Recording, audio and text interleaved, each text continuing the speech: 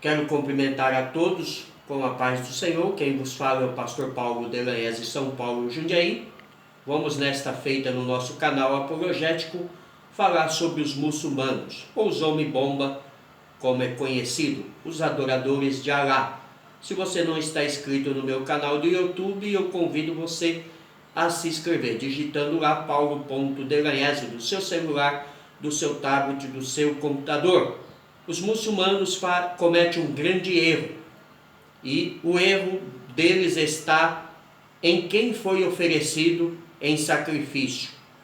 Segundo eles, e a tradição e o próprio Alcorão, quem foi oferecido em sacrifício foi Ismael, mas não é o que a Bíblia diz. Ao contrário, a Bíblia nos diz que Abraão ofereceu Isaque em sacrifício e não Ismael. A palavra de Deus nos diz em Gálatas, capítulo 4, versículo 22, 23 e 29, que o filho da escrava continua perseguindo o filho da livre. E é o que acontece hoje em dia. Mas Paulo nos diz que não podemos colocar um outro fundamento. 1 Coríntios 3, 11. E quando eles dizem que Maomé ensina dentro do Alcorão que Ismael foi oferecido em sacrifício, isso é um outro fundamento que vai contrário à Bíblia. Mas vamos à história dos muçulmanos e o seu fundador, o islamismo, fundado por Maomé, né? Maomé é um nome em português e Mohamed em árabe. Nascido em 570 depois de Cristo, filho de Abdalá e Amina, da tribo dos Coraxitas. Provavelmente seu pai morreu antes de seu nascimento e sua mãe quando ele ainda tinha 6 anos de idade, de quem ele herdara uma escrava, 5 camelos e algumas cabras. Após a morte de sua mãe, ele foi acolhido por seu avô, Abid al-Mohabid, que provavelmente faleceu quando ele tinha ainda 8 anos de idade. E aí ele fica a cuidado de seu tio, Abu Talib. Aos 20 anos, vai trabalhar para uma viúva rica de nome Hadija, cerca de 15 anos mais velha, com quem ele se casa aos 25 anos de idade. Esse casamento trouxe a Maomé muitos bens materiais e um grande prestígio social. Teve desse casamento alguns filhos que morreram muito cedo, e mais 4 filhas, Zeinide, Róquia, Uma, Quetúzia e Fátima, a única que deixou descendência a Maomé. Vamos ao começo da religião muçulmana. Segundo a história, foi a força da espada, após o seu retorno a Meca, com seu exército de seguidores, que a religião de Maomé se tornou oficial em torno dos árabes. Para você ver, é bem diferente de como começou o cristianismo, que foi pelo poder de Deus e através do Espírito Santo, que impulsionou os apóstolos a falar sobre o sacrifício redentor de Jesus. Maomé morreu em 8 de julho de 632 e não deixou nenhum descendente do sexo masculino, quando ele liderava a religião, pois ele mesmo era chefe do Estado e do exército legislador. Os 3 primeiros sucessores de Maomé são chamados de califas ortodoxos. A palavra califa vem do árabe, significa sucessor, e são eles Abid Bakr, Omar e Otimar.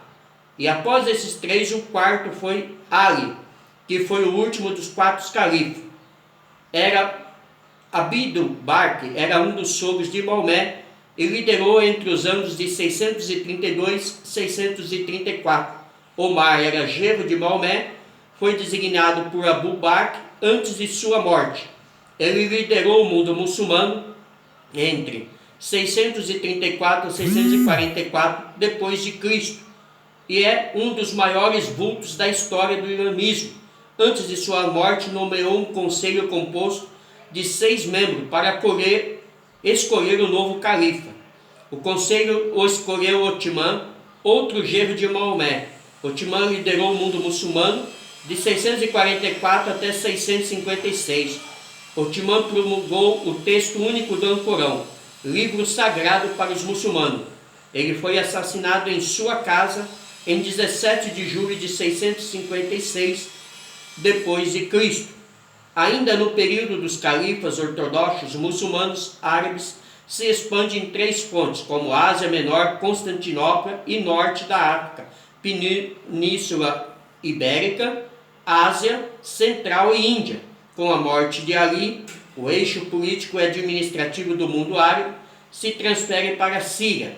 Já funda o Império dos Omídadas, que estabeleceu Damasco como capital durante os 90 anos do domínio e expansão árabe, consolidada e também na religião muçulmana.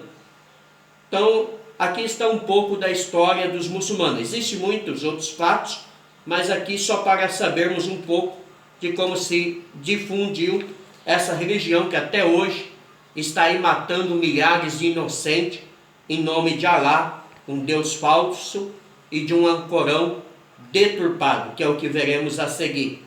A linhagem árabe vem através de Ismael, filho de Abraão, com a egípcia Agar, Gênesis 16, versículo 15. Ou seja, eles são meio-irmão do povo judeu, porque Ismael é filho de Abraão com Agar, e Isaac, filho de Abraão com Sara. Então eles são meio-irmão. Não deveria haver essa briga, mas por causa da mentira, a qual falamos inventada no Alcorão e por Maomé, do sacrifício de Ismael e não de Isaac, tem-se essa briga até hoje.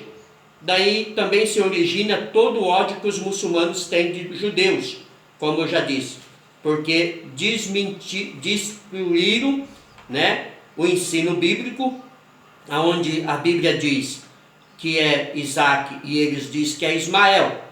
Para a substância, suas crenças sobre esse assunto, eles deturpam a palavra de Deus, dizendo que quem foi oferecido em sacrifício no Monte Moriá foi Ismael e não Isaac.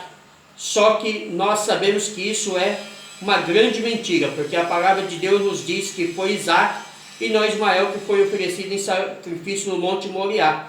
Você pode conferir isso em Gênesis 22, versículo 1 ao 14. Numerosos relatos bíblicos são reencontrados no Alcorão para tentar dar base a esse ensinamento. Mas, para nós que conhecemos a palavra de Deus, sabemos que tudo isso é mentira. Vamos fazer agora a comparação do Alcorão com a Bíblia. Vamos ver como se formou o Alcorão e também provar o que falamos sobre sua deturpação. Isso para os muçulmanos soa como algo horrível, mas sabemos que é verdade e vamos provar aqui agora. O livro sagrado para os muçulmanos é o Alcorão, que no árabe é Quran, que significa recitação. Al é o artigo do livro Alcorão. Segundo tradição islâmica, Alá, através do anjo Gabriel, recitou a mensagem do Alcorão durante 23 anos. Revelou a Maomé o conteúdo de uma tábua conservada no céu. Bom, antes de continuarmos falando sobre o Alcorão, quero fazer só uma observação sobre o que já relatamos. Quem deu a mensagem a Maomé foi o suposto anjo Gabriel, o que sabemos que é algo proibido por Deus, porque Paulo disse que não podemos aceitar nenhuma mensagem além da Bíblia. 1 Coríntios versículo 11, mesmo que seja um anjo que nos traga tal mensagem. 2 Coríntios capítulo 11, versículo 4 ao 14, nos prova que qualquer mensagem que venha por um anjo ou que Paulo mesmo dissesse fora do que já está na Bíblia é para considerarmos anátema e mentirosa. Então, tal suposta mensagem do Alcorão pelo anjo Gabriel é uma afronta à palavra de Deus. Diante de tudo isso, duvido muito que seja realmente Gabriel, pois sabemos que Gabriel jamais iria deturpar a palavra de Deus como se encontra dentro do Alcorão. Voltemos a falar sobre o ancorão e o lesmismo. Declara que o ancorão é inspirado e a palavra de Deus é a palavra de Deus. Eles ainda afirmam que foi escrito em árabe, perfeito, não existindo nele palavras estrangeiras nem leituras variantes. Isso é o que eles dizem, mas vamos ver que é bem diferente do que eles falam. Só que basta estudarmos um pouco sobre o ancorão e veremos que isso não é verdade. Veja o que diz os estudiosos sobre o ancorão. Ele contém frases incompletas e não é inteiramente inteligíveis, sem ajuda de comentários. Nós também podemos provar que as palavras estrangeiras há de variantes dentro do ancorão, pois o ancorão é usado com o sentido à parte do significado normal. Nele também se encontram adjetivos e verbos declinados, sem observar a concordância de gênero e número. Há também pronomes aplicados em forma ilógica e antigramatical, que às vezes não tem a palavra de remissão. Isso é o que eles chamam de árabe perfeito. Então, vemos que a deturpação do ancorão se encontra dentro dos próprios textos.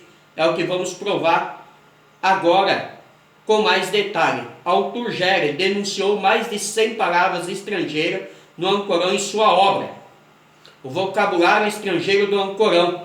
Dentro desse estudo, ele afirma que há palavras e frases em egípcio, hebraico, grego, siriaico, persa, acáitico e etíope. Agora veja se isso é um árabe perfeito.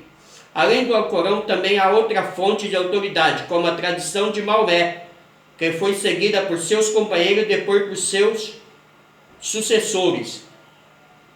Ela é chamada de tradição ou Sunad. A Sunad existia à parte do Alcorão e abarca tudo o que Maomé disse e fez. Essa tradição viva foi escrita e classificada em volumes, chamada Hadith ou tradições escritas. Toda a lei muçulmana é baseada principalmente em duas fontes, o Alcorão e a Hadith. O Alcorão é constituído de 114 capítulos, sura, organizadas de forma que os capítulos vão diminuindo de tamanho à medida que vai avançando. O Alcorão 6:34 afirma que ninguém pode mudar as palavras de Alá, só que nós vemos pela história que ela foi mudada porque o califa Otimã tirou muitos textos antigos do Alcorão, que eram contraditórios às suas crenças, e o publicou na forma que se encontra ainda hoje. Depois disso, Otimã mandou destruir todos os demais textos do Alcorão antigo e ameaçou de morte quem não o fizesse. Como prova disso, há muitos muçulmanos que discordam do texto de Otimã hoje ainda.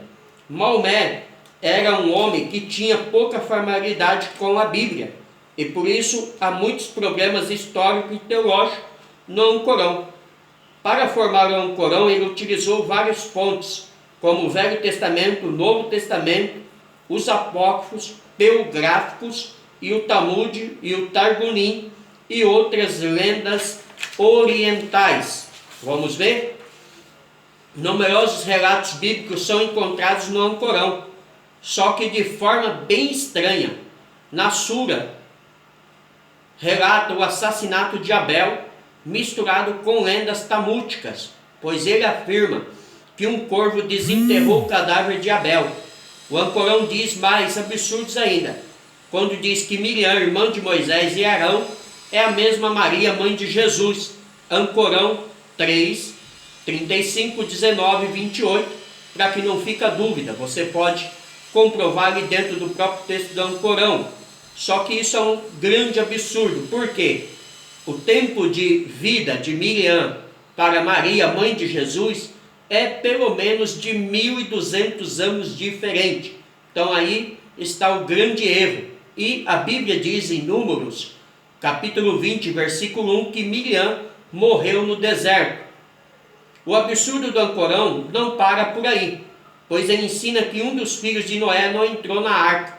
Isso se encontra no livro do Alcorão 11, 32 ao 48. Só que a Bíblia diz que Noé teve 3 filhos. Gênesis 9, versículo 18 e 19. Que todos eles entrou na arca com Noé. Você vai crer no Alcorão ou na Bíblia? Eu creio na Bíblia, que é a palavra de Deus, e não num livro que foi escrito por um suposto profeta chamado Maomé.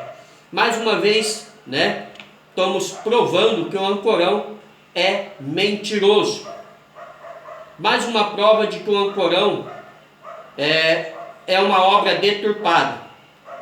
A Fred Guillermini, pois ele diz que na obra do Islã se encontra a menção da ausência de 127 versículos que uma sura do Alcorão, que originalmente contava com 200 versículos, que o Timã reduziu para 73 versículos. Segundo Guillermini, só na sura 2 existe cerca de 140 variantes, algo que você mesmo pode conferir por si só. É só pegar um livro do Alcorão e você verá.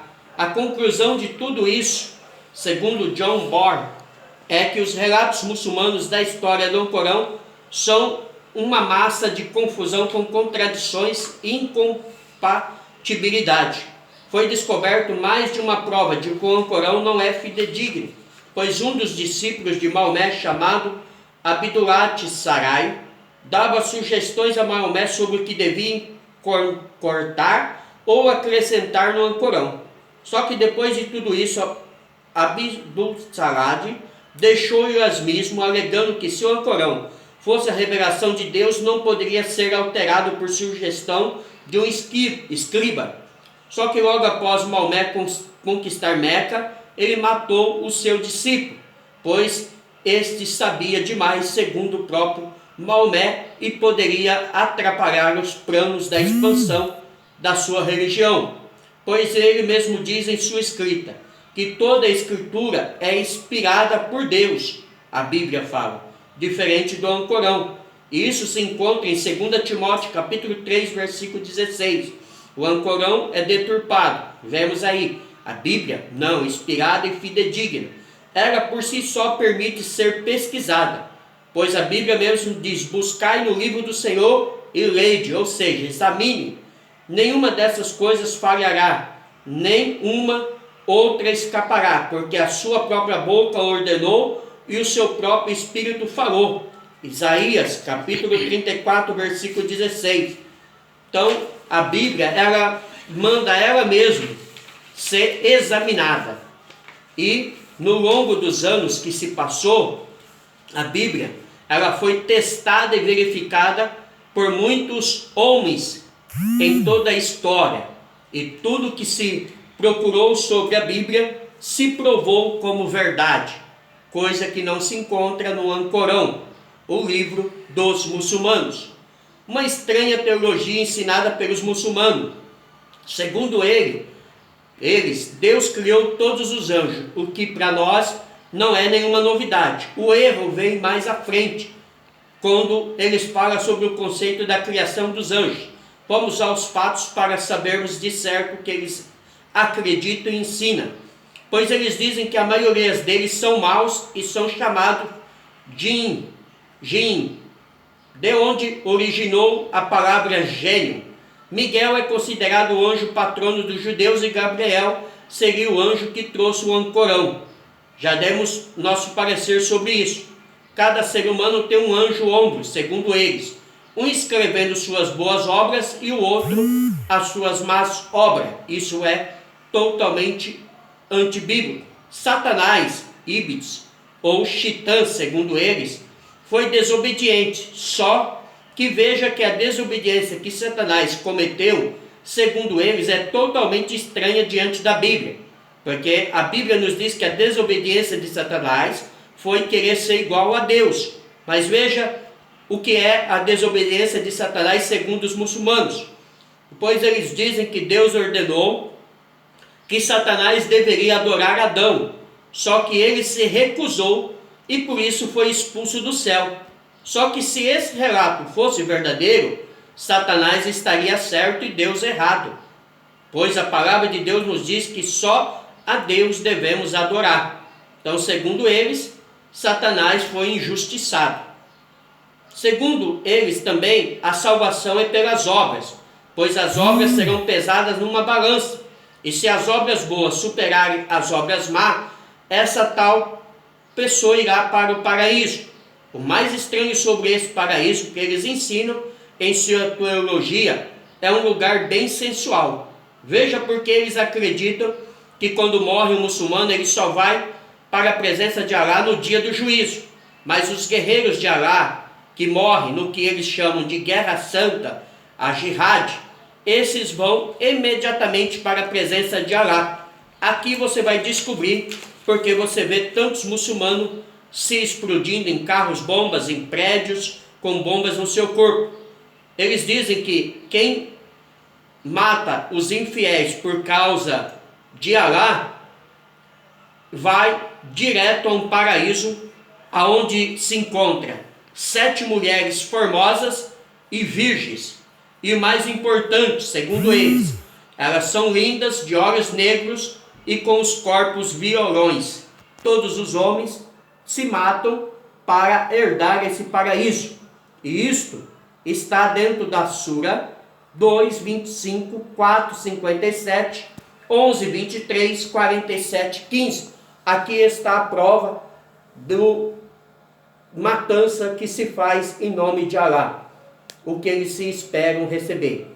Isso talvez explique a atitude radical deles com ataque suicida. Para quem não conhece a Bíblia, seria excelente. Até eu, se eu não conhecesse a Bíblia e acreditasse num absurdo desse, eu queria me matar para ter 7 mulheres virgens à minha disposição. Acreditar num absurdo desse tipo de ensinamento é a mesma coisa que falar, mentiras e acreditar num frocório, a qual os muçulmanos acreditam, porque só pode ser frocório, Quem tem consciência da verdade não acredita em um absurdo desse. O meu alerta sobre tudo isso é que deve-se conhecer a palavra de Deus, porque conhecendo a palavra de Deus não se comete esses erros. Vamos saber um pouco quem é o Deus dos muçulmanos.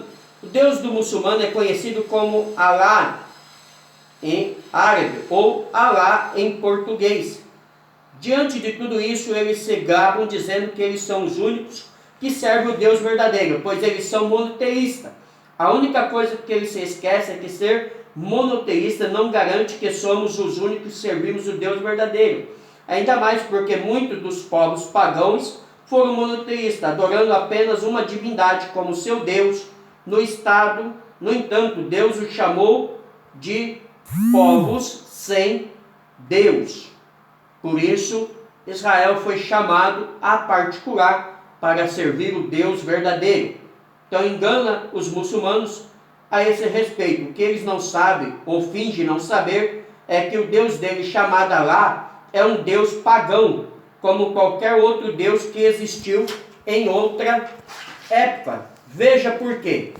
Porque o nome Alá era o nome de uma divindade da Arábia pré-islâmica, adorado pela tribo dos Coraxitas, de onde veio o profeta Maomé. Outro engano deles é achar que o nome Alá, onde geralmente se colocava Deus, sendo que nós sabemos que o nome Alá só aparece na Bíblia do povo árabe, por medo de represália, já que os muçulmanos radicais predominavam a política naquela época. Existe mais uma prova de que o nome Alá é um nome mentiroso, idólatra e falso, pois Alá não é um Deus bíblico, pois o Deus da Bíblia é um Deus trino, trindade, como está registrado em Mateus 29, 19, e do Alcorão não é. Veja de onde foi que surgiu o nome Alá na história da Arábia pré-islâmica.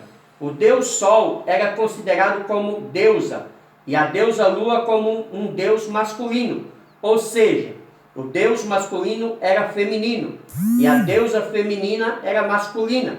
Agora você imagina se esse nome pode ser comparado com o nome do nosso Deus Todo-Poderoso, como os muçulmanos querem alegar. O símbolo mais forte do islamismo islâmico é a lua, qual eles usam em seus templos virado para seu país. Os arqueólogos descobriram inúmeras estátuas e inscrições que mostravam a meia-lua como uma deusa adorada no Oriente Médio.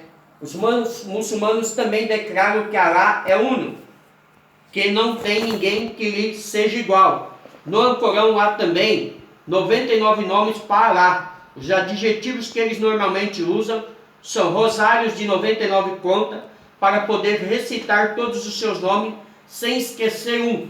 O mais interessante sobre esse rosário é que entre os 99 nomes ou adjetivos citados não existe a palavra amor e pai. Essencial da natureza do Deus do Islã é poder, não amor. Algo que mais uma vez vem nos provar que Alá não pode ser o nosso mesmo Deus, pois o nosso Deus é conhecido pelo seu grande amor. João 3,16. Deus amou o mundo, e deu o seu Filho unigênito. Quem é Jesus para os muçulmanos? Jesus para os muçulmanos nunca será o Filho de Deus e nunca também divino. Dentro da ideologia, eles nos faz uma pergunta: por que Deus teria tomado assim um filho, sendo que ele já é exaltado e não precisa de nada disso?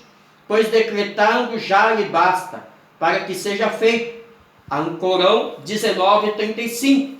Agora eu lhe mostrarei porque eles pecam nesse assunto, pois eles dizem crer nos Salmos, e lá diz: tu és meu filho e hoje te gerei.